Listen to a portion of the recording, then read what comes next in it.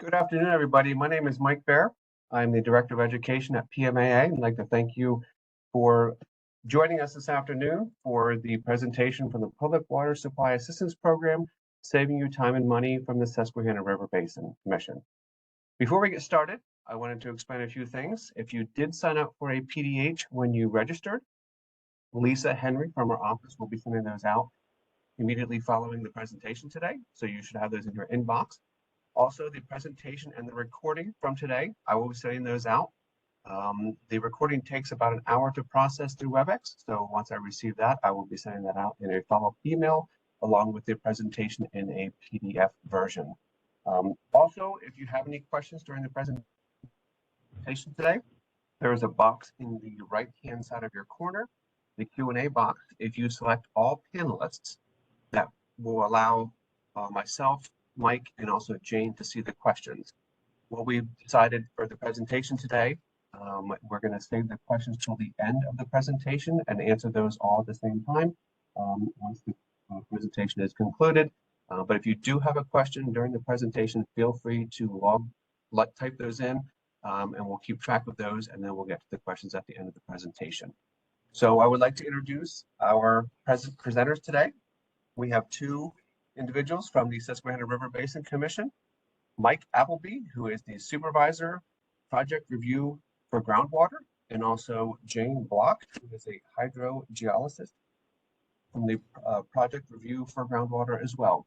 So Mike and Jane, I'll let you guys run away with your presentation. Great, thank you. And thanks everybody for joining us today. We're pleased to be able to provide this webinar to you to explain some of the groundwater renewal process, as well as a couple other things with the Commission. So for today, this will be a 60-minute webinar. We expect that the presentation portion should take about 50 minutes, with about 10 minutes for questions if there are any. We'll go into a little bit of detail on some grants, some introductory information on the Commission. Also want to talk briefly about the Public Water Supply Assistance Program, as that's something that may be able to help many of the attendees on this webinar. And then we're going to spend more of our time talking about the groundwater renewal application process, and more specifically the interpretive hydrogeologic report.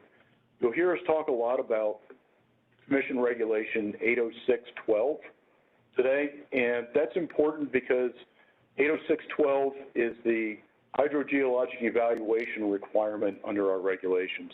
And we'll talk about the various aspects of what 806-12 means to us and how it applies to your project as we work through this.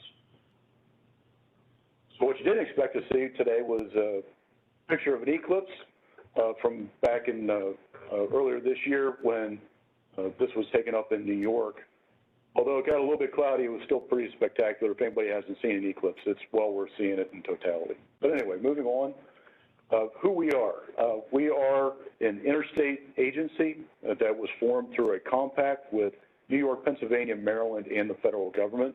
We needed all four participants to be included with this to provide us jurisdiction across all of those different entities.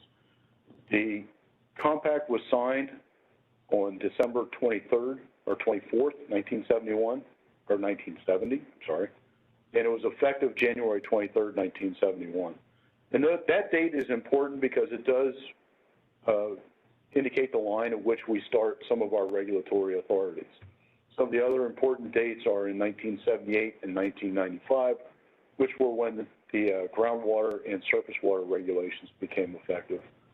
For projects that were in existence prior to these dates, hopefully you've already gone through the grandfathering registration process and have worked through all of that. If you haven't, please get in touch with us because will be a little bit different step that we need to take with that. The goal for the Commission was to regulate and manage the water resources of the basin, and we do that through a combination of regulation as well as scientific work in correspondence with our sister agencies.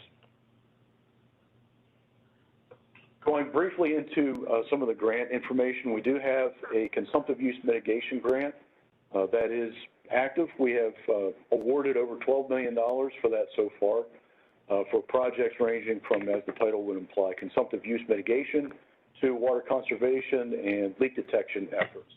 So it can cover a broad range of topics, and there may be some opportunities for some of the attendees today to partake in the next round of the consumptive use mitigation grant. So stay tuned for that and keep an eye on our website for when that'll be available.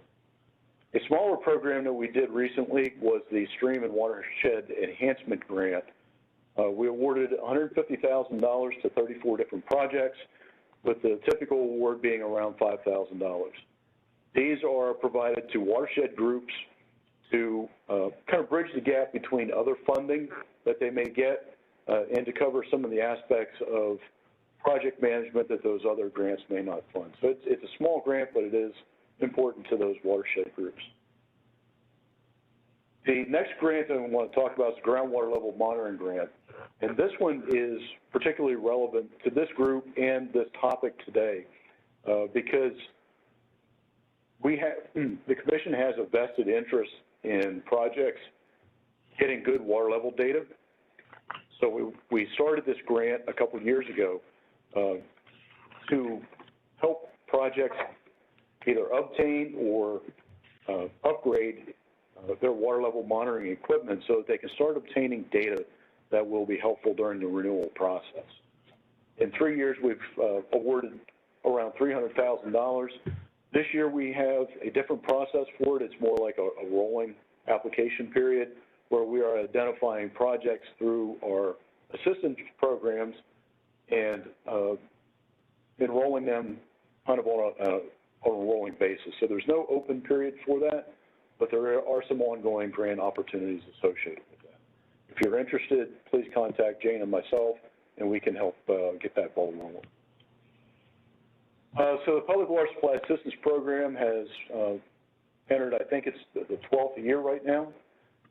And although Ronald Reagan famously said that the 9 scariest words in the English language are, "I'm from the government and I'm here to help," this has been a beneficial program for those projects that have partaken in the activities.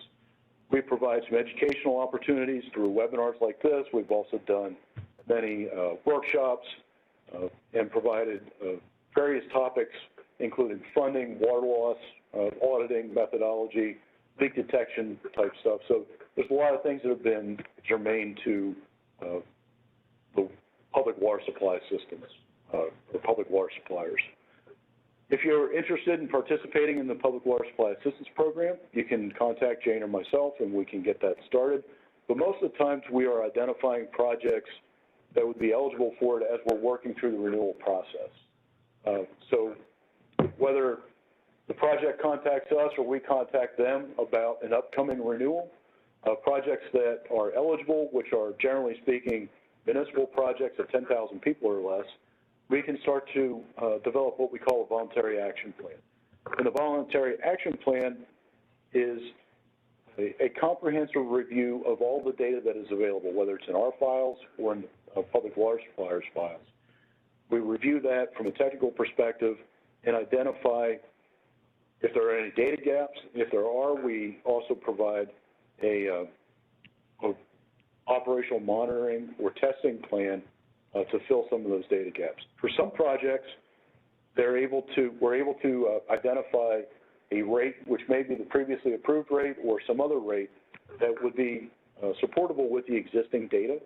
And those projects, if that rate's acceptable to them, can choose to accept our evaluation, and then our evaluation becomes their own to satisfy either the alternative hydrogeologic evaluation or the interpretive report that Jane's going to talk about shortly. So there's many opportunities available. If you want to get more information, visit our website. Otherwise, contact one of us and we can get you started with the Public Water Supply Assistance Program. So we've mentioned the groundwater renewal process. It is a 2-step process. However, step 1 of this process may have been met previously. So it's important to know exactly where a project stands. Step 1 is typically an aquifer testing plan, or it could be the hydrogeologic evaluation or alternative hydrogeologic evaluation. And then step 2 is the groundwater withdrawal application itself. I'm going to talk very briefly about the alternative hydrogeologic evaluation. We call that an AHE. And it is applicable to most of the older renewals that are coming in. But what I want to focus on from this slide is the second bullet, and that you need to have an 806.12 determination completed. And staff will do that for you so that you know whether or not the 806.12 was met with prior aquifer testing, or if it's still a step that needs to go through with this renewal process. If it's already been met, we have a slightly different evaluation process. And that's going to be the focus of what we talk about today. So for today, we're going to go through the interpretive hydrogeologic report. And that's a requirement of 806.14, which is the application requirements. And what's been provided to us often has been either a regurgitation or just an upload of a historical testing, and then the consultant says, well, here you go, here it is. Well, that, in some cases, that's a good start. But in other cases, it may not really give us a whole lot, because some of the historical testing data doesn't answer any of the principal risk factors that are summarized in 806.23, which is our standards of review. So what we look for are sustainability, impacts to other users, and impacts to the environment. People that are familiar with the AHE process know those risk factors because those are identified within the AHE policy, but they're also applicable to the interpretive hydrogeologic report. So as we go through the interpretive hydrogeologic report, it really is intended to bridge the gap between the historical data and the historical testing and current operational data to determine if a project is sustainable, if there are going to be impacts to other users or impacts to the environment. So at this point, I'm going to hand it over to Jane so that she can start talking about the requirements of the interpretive hydrogeologic report and how to go about doing it. So thank you very much for the segue into the interpretive hydro report. Before we get into what needs to go into the report, which is the beef of this presentation, we want to reiterate why we're asking for this. It's not just regulatory. The purpose of this report is to tell a story. If there's one thing to take away from this talk today, it's to tell the story of your source. So some of the sources that you might be dealing with are older. They might have long histories that even predate the commission. Those histories and the data collected should be synthesized into a report that tells a story about the source over the course of its lifetime. So a way that I like to think about approaching writing an interpretive report is to look at it as if you're writing a novel instead of a textbook. So pieces of data and information are kind of like chapters in a textbook. They can be useful for reference, but it doesn't really provide context. So that context is important. It brings it all together. Meanwhile, something like a nonfiction novel can provide both commentary and data and information in a unified way. The interpretive report needs to tie that data and info together, and it needs to include evaluations and comparisons, not just pieces of facts. So our approval terms now are typically for 15 years. If you're dealing with an older report or an older approval, you might have seen a different approval term, but now we do 15 years. So this interpretive report should identify things that have changed over the course of an approval term. So a way to think about this is, a lot can change in 15 years. We've got Kim Kardashian, who's gone through so many different style evolutions in 15 years. Or maybe not a lot changes. Paul Rudd looks pretty much the same over the course of that 15-year term there. So in short, is the current data that you're collecting consistent with the results of the previous aquifer test? If it's not, we need to figure out what's happening. Why isn't it consistent? So a good place to start for what actually needs to be included in one of these reports is that making a site conceptual model. So the first place to probably start here is the biggest, what's the formation? Now that formation can come from published sources, but it should be confirmed with a well log. And I have an example of a well log over here. Can't really read it, but you should hopefully be able to pick out that there's something that looks like lithology and some descriptions down here on the left side. So the formation, it can come from a published source, but it should be confirmed with your well log. Getting a little bit more into the well log, we can talk about our hydrogeologic setting. I have a few things circled. Water-bearing zones are very important to understand and to know where they're at in your well. And coupled hand in hand with that is the yield of those water-bearing zones. Additionally, we want to know what kind of overburden is present at your well site, because the clay overburden, it can have some impacts that, a sandy overburden might not have, and vice versa. Additionally, it's good to identify what your principal porosity type is. Is water flowing through secondary features like bedding planes or fractures, joints, or is it, do you have a sand and gravel well where water is coming in through pore space? We always talk about potential boundary conditions too.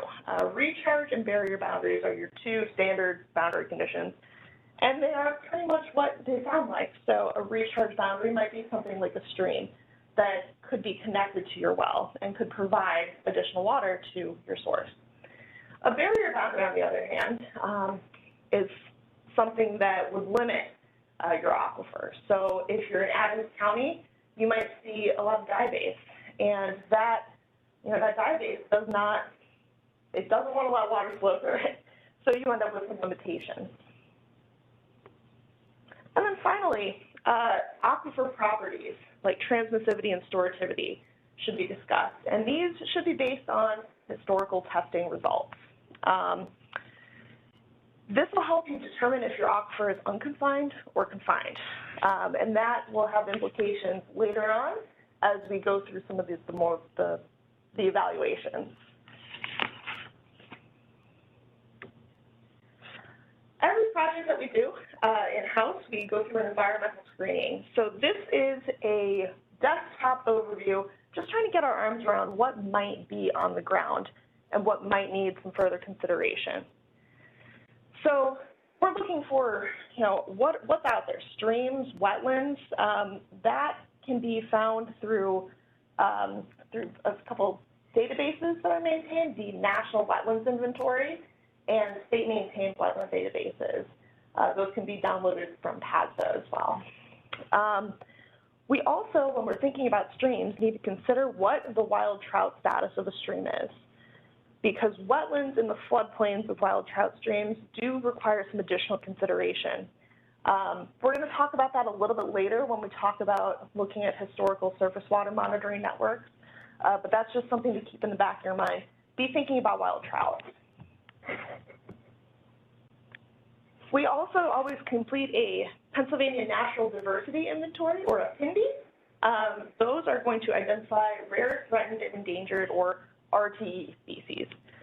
So these RTE species require additional consideration during your review. No significant adverse impacts should occur to their habitat or to the species themselves. If you're in Lancaster County, you might be familiar with the bog turtle. The bog turtle is a very common hit on our PINDI reports. And that's a bog turtle, by the way. All right, so we've gone through our desktop reviews. We've looked at kind of the 10,000-foot view. Let's start to zoom in on that source a little bit more. Historical testing data, you probably have a historical hydrogeologic report. I want to really reiterate that this should be a summary. So pull out all the pertinent and useful information from that historical test. We don't necessarily need the full report, just what's useful from it, because sometimes there are things that are not super useful in those historical reports. So when we're talking about the test details in that historical test, try to set the stage for your source's story. So who did the work? When did the test start and end? What was the pumping rate? Did precipitation occur? What was the static water level? What was the final water level? And how much drawdown actually occurred throughout the whole test? Additionally, you'll want to consider the test methods. So I would describe the test methods and identify if there may have been any issues with implementation of that test, because test methods can actually change significantly. So back in the 1980s, it was acceptable to discharge your well pretty much right next to it. So I guesstimated this is probably about 6 feet where this water is coming back in. Nowadays, a modern test, we're looking at something more like 1,600 feet. We want to make sure that that test water is discharged outside of the area of influence so as to not introduce potential recirculation of test water. So identifying some of the things that might not be totally good practice that may have been okay in the past, but now wouldn't be acceptable, that's a good thing to keep in the back of your mind when you're describing the test details. All right, so moving on to the next piece, our groundwater monitoring network.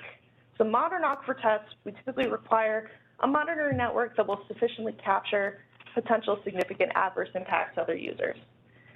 Now, older reports and older tests might not have had a sufficient monitoring network. They might only have 1 or 2 residential wells that were monitored and no well construction details for those wells provided. Or in a worst case scenario, they only monitored the test well. So that gives you absolutely nothing to go on for potential impacts to other users.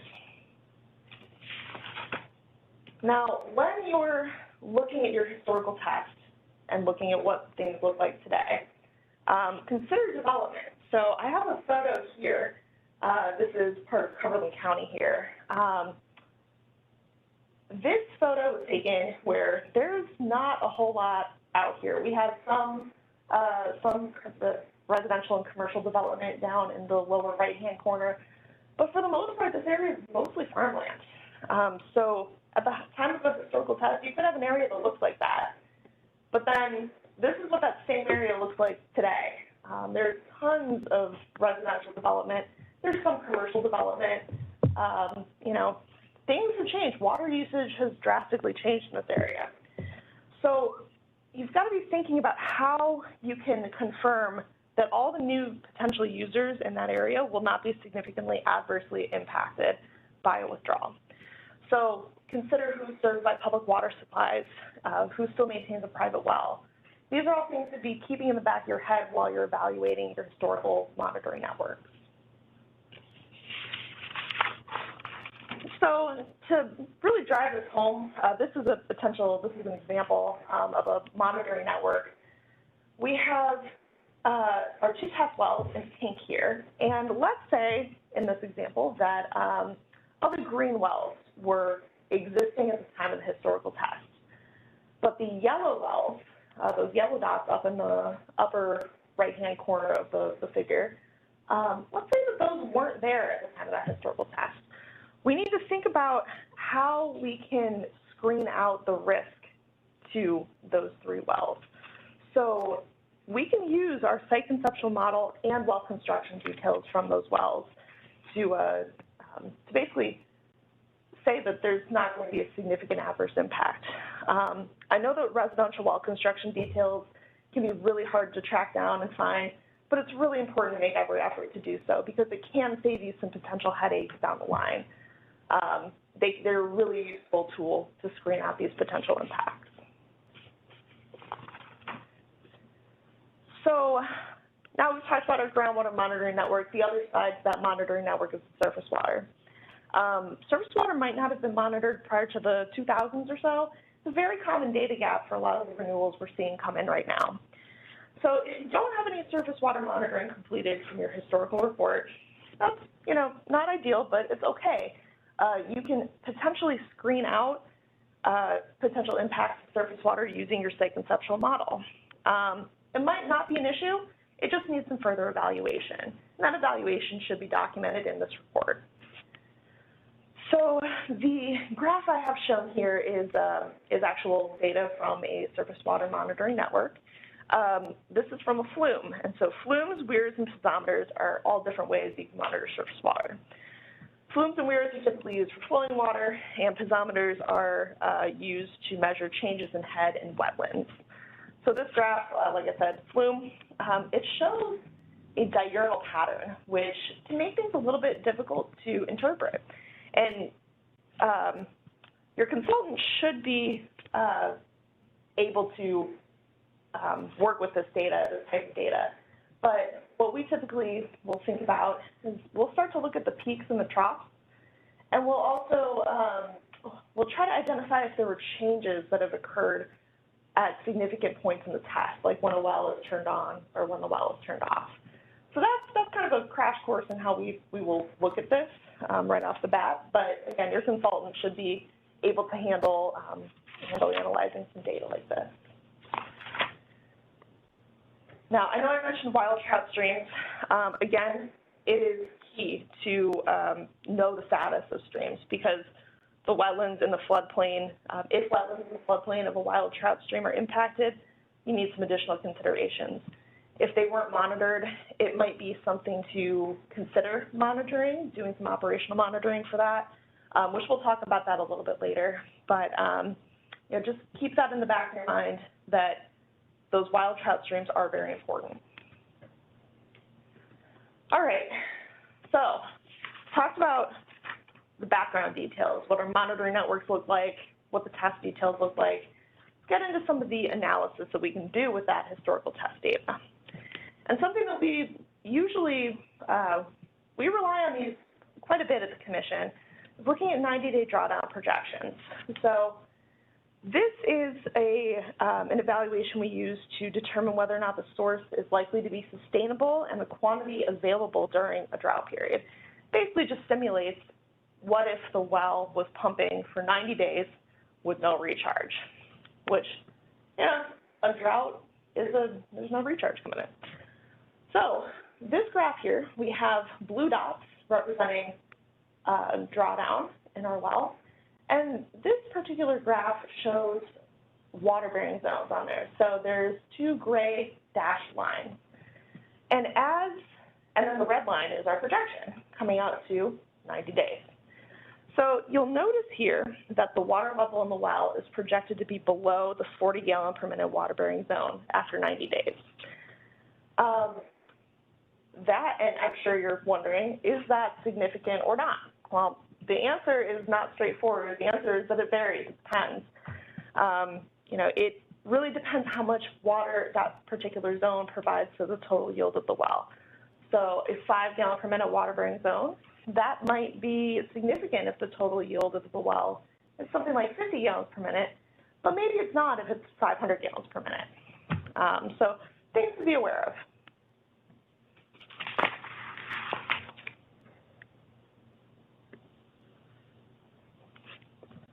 So we've talked a lot about monitoring networks here, and distance drawdown analyses can be very useful. These are created based on data that was collected from monitoring networks.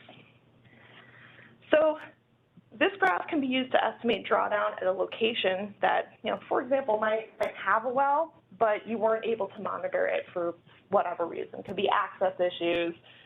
Could be that the well is not constructed in a way where you can actually get a transducer in the well. But if you have this distance drawdown plot, you can estimate the approximate amount of drawdown at that location. So in the example I was talking about earlier with these yellow dots, because we have a monitoring network, we can create a distance drawdown plot, and then we can figure out about how much drawdown would be expected at those yellow dots. You could also use a distance drawdown plot to determine down gradient point of impact on a stream. So that could inform you a little bit about if you have a wetland that's just past that down gradient point of impact, then you're probably going to be okay. That's a way to screen out potential impacts to the environment or other users. So you might not be familiar with this analysis, but your consultant should be. This is a very useful tool that we use to evaluate recovery and recharge to the well. The graph here on the right-hand side of the screen shows a few different type curves that we might see. The ideal response curve is dashed there, and this is like a perfect world scenario where things behave exactly like math tells us it should behave, which would be nice, but unfortunately the world is not perfect. Nothing is perfectly homogeneous, and therefore we end up with some variations. So when we see a spot that looks a little bit more like the lower line there that's labeled incomplete recovery, we start to think, okay, maybe we should go back and evaluate our withdrawal rate. It might be a little bit too high, and we might be causing some groundwater mining. But on the opposite side, when we see something that looks kind of like that top line, the curve displayed by recharge effect line, we need to consider a few different things. You might think, oh, this is good, we're not mining. But at the same time, this could indicate that there might have been a test implementation issue. Precipitation could have occurred. You could have seen recirculation of test waters. Or alternatively, this can inform you that there might be a surface water body that's providing recharge to your well, and your well is connected to that surface water body. So that's something to think about and say, okay, I need to evaluate surface water a little bit more so that we make sure that there's not going to be a significant adverse impact. So these are all different lines of evidence to feed into our principal risk factors. All right, so Mike mentioned previously the water level monitoring grant, and I hope that the next few slides really drive home why we care so much about water level monitoring data. This is a really important step. If you're not currently collecting water level data, now is a great time to start. It's very useful during a renewal. So water level monitoring, we're looking at the measurement of water levels within an operational well. And this image on the right illustrates that. Ignore the discharge coming out right there next to the well. This is our perfect world scenario where all the figures are perfect and math is math. But the important point is this: the static water level is our non-operational water level. It's generally our high water level of the day. The pumping water level, on the other hand, that's taken whenever the well is operational, and that's generally our low water level of the day. So the graph at the left is an example of some long-term monitoring data, and we've got 2 drought emergencies shown on here. So what can we do with this data? Well, we can actually do quite a bit. We've got our drought emergencies. We have our blue dots plotted, that's our water levels. Notice we've got 2 different groupings. We have our deeper blue water levels and our shallower ones. So this is telling us that our static water level is probably up pretty high, and our pumping water level is fairly consistent down low.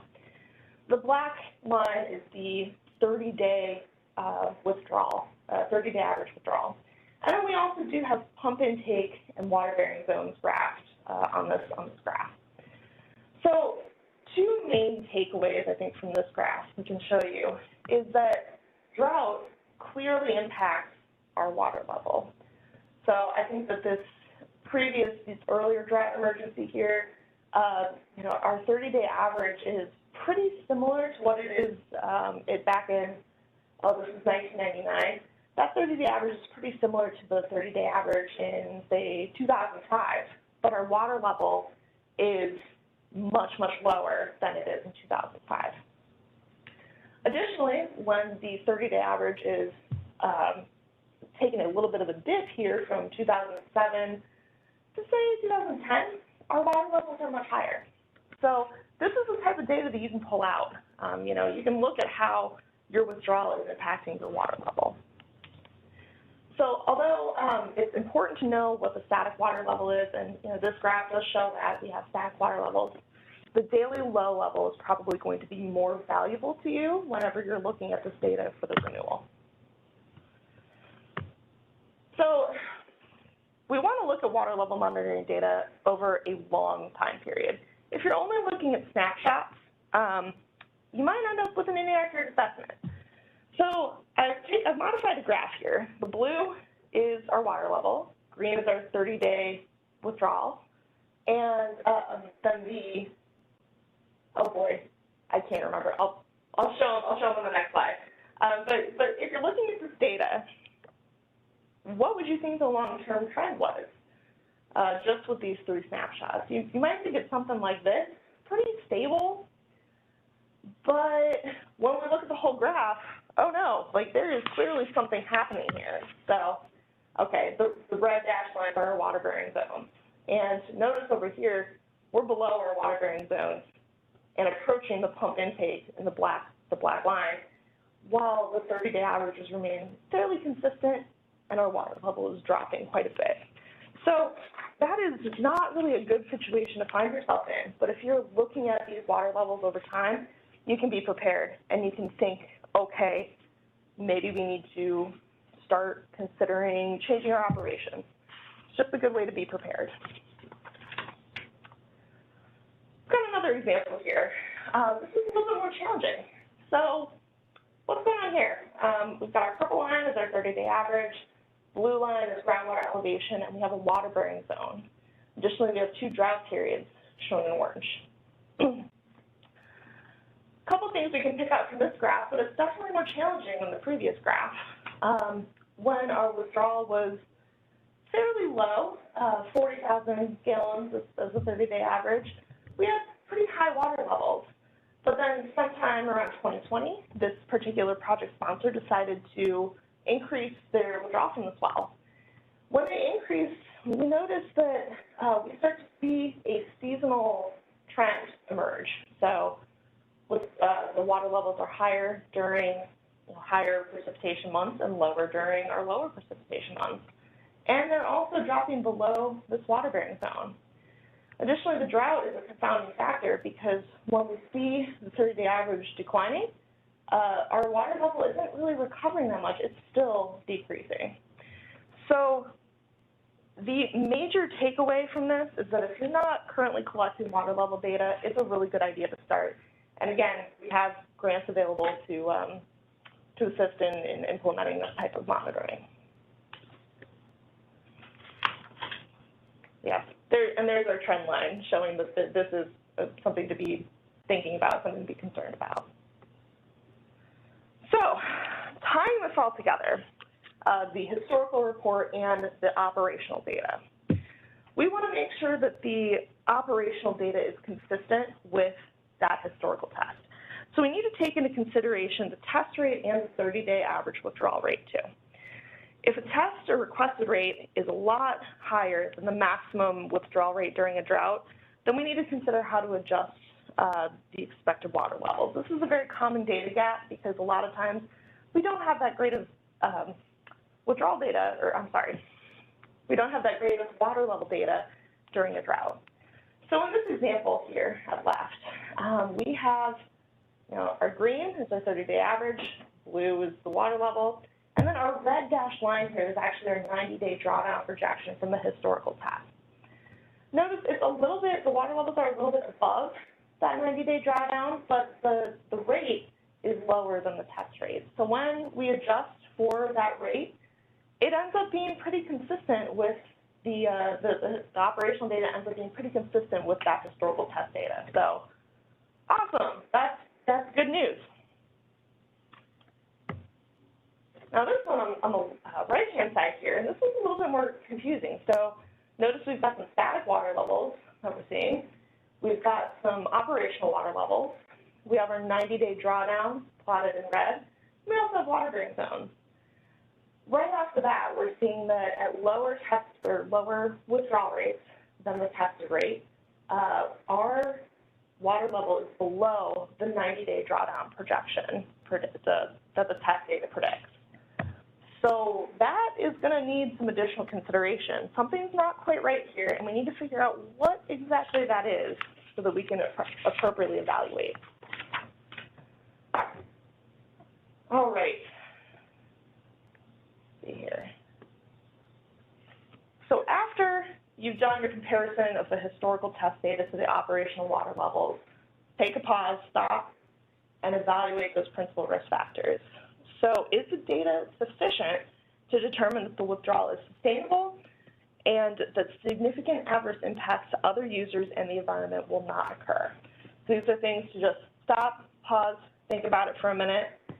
And if the answer, you might be looking for some data gaps. So I know we've talked about data gaps. We've talked about those principal risk factors quite a bit today. Was the historical aquifer test insufficient? Were there issues with the testing implementation? Was the test duration long enough?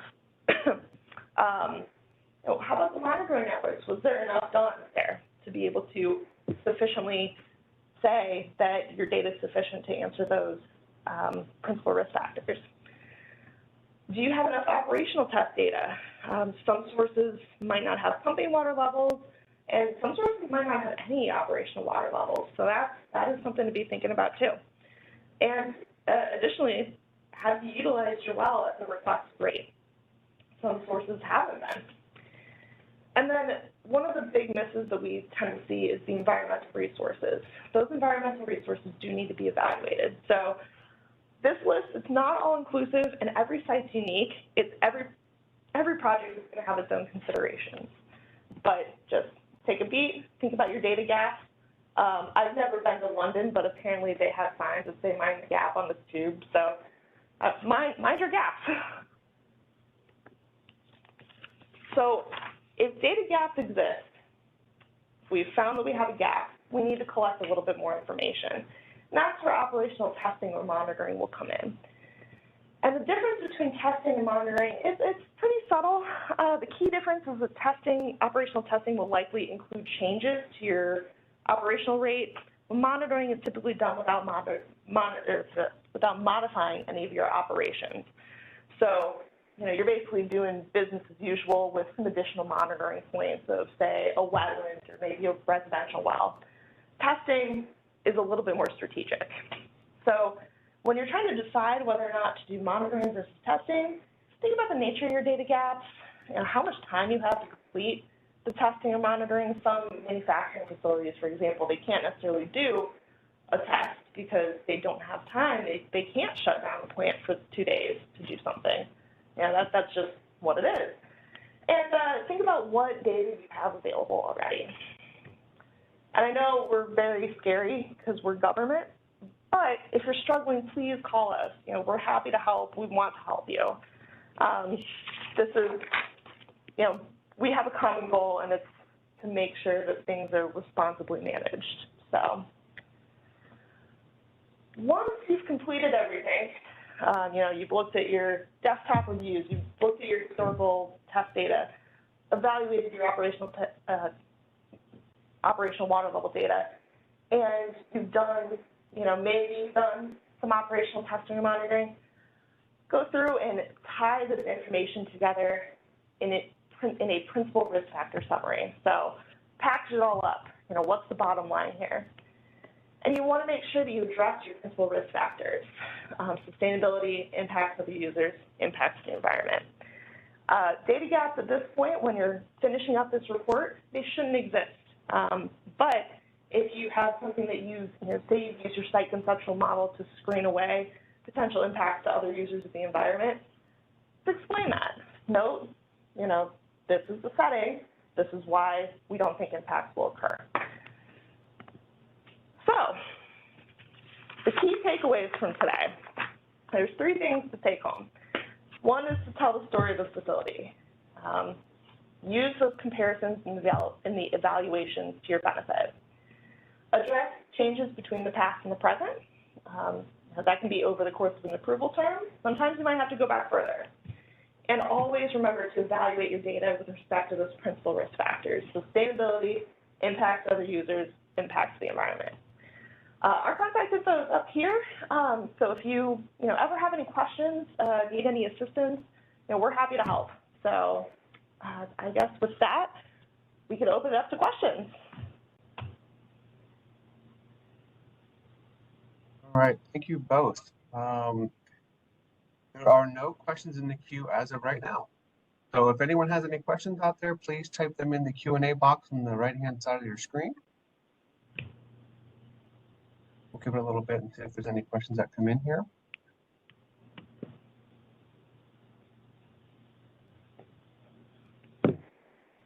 While we're waiting for these, I wanted to mention a few webinars that we have coming up over the next couple of months. We have a How to Recognize and Stop Financial Fraudsters on June the 26th. And in July, we have 2 different webinars coming up: plant optimization strategies, and also one on bond issues. So if anyone's interested in those 3 different webinars, they're listed on our website. Please look at that for registration information. I am not seeing any questions coming in.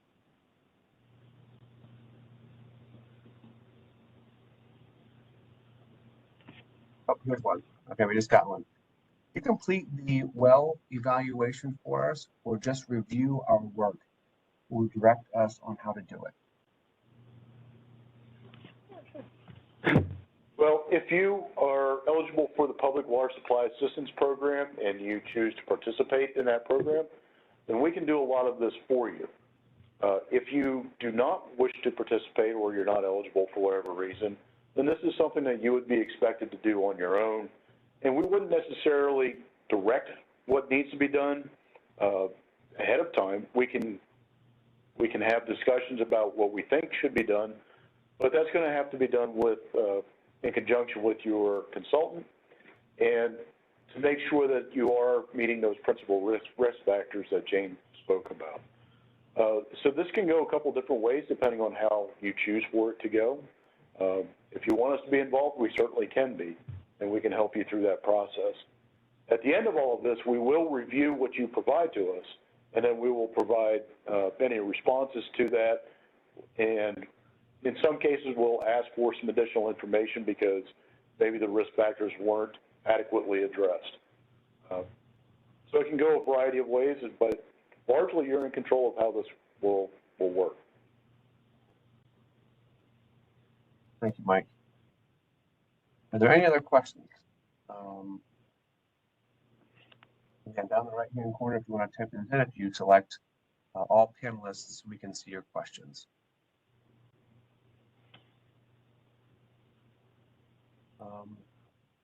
Also, just a reminder, if you are looking for your PDH, Lisa Henry from our office will be sending those out immediately following the presentation today, and I will be following up the presentation with the actual presentation that both Mike and Jane shared today, and then also the recording will come out, I would say probably within the next hour. All right, one more question here. It says, do any of your grant programs assist with developing a new well? No, that's a good question. No, to date, we don't have any grants available for well development or installing a new source. There is some technical assistance that we may be able to provide with that through the Public Water Supply Assistance Program. And there also is a pre-drill well site evaluation that can be done that can be done either by your consultant or by us. But we do recommend, but it's not a requirement, we recommend that it be done before a well is drilled. And what we do with that is we evaluate some of these initial risk factors to determine what could be a problem for the project. So Jane had mentioned EV wetlands in Pennsylvania. That is typically an issue that needs to be dealt with, and that can actually end up being kind of a showstopper for some of these projects, because if there is an impact to an EV wetland, it makes it very difficult to proceed, and that's not necessarily our regulation. That's something that we have to work through with DEP. So I would suggest that you take a look at that pre-drill well site review that is available on our website, and contact us if you're interested in doing that, because there can be a lot of value in having the regulatory perspective before you ever drill a hole. Can be important and may help to direct you to or from a place that could have more or fewer problems. Thank you, Mike. Anyone else have any questions? Please type those in now if you have those. Don't know any other questions are going to be coming in at this point. So with that, I would like to thank Mike and Jane for presenting today. I would also like to thank everyone that attended today. And like I said, if there are any questions, feel free. Jane and Mike's contact information is on here. You'll get that in your presentation when I send that out. If there are any questions, feel free to reach out to them. If you have any questions for PMAA, feel free to reach out to myself. So with no other questions coming in, thank you both, and thank you attendees, and this concludes our presentation. Thank you. Thank you.